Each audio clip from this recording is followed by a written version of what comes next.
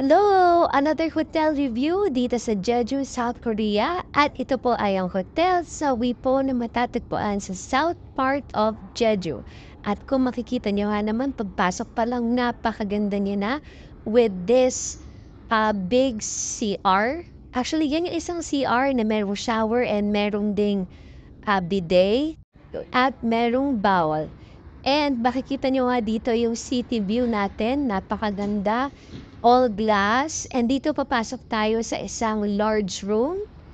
Kasyang-kasya dito, family size. At napakalaki ng cabinet nyo. Pwede nyo ilagay dyan yung pang isang buong linggo ninyong mga dami. And ito yung second comfort room na sinasabi ko. At yung shower room neto, ang view ay yung ating city view. At paglabas nga natin dito ay ang terrace na merong jacuzzi.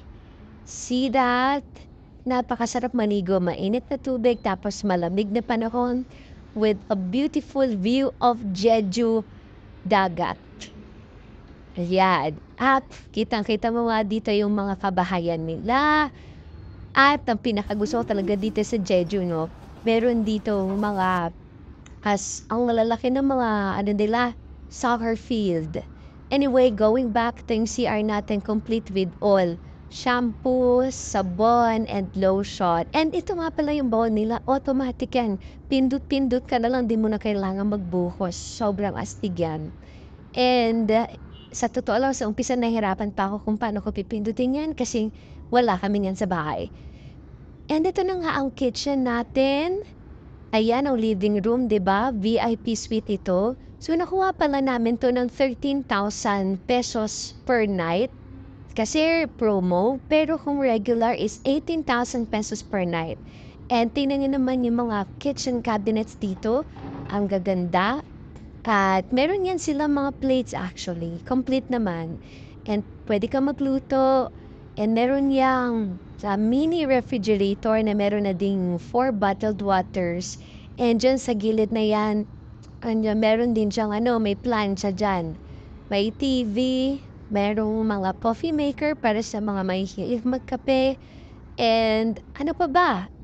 Wala na akong masabi. Sobrang kompleto ng kitchen na yan. Pero alam niyo, hindi na magagamit yan sa sobrang dami ng street foods.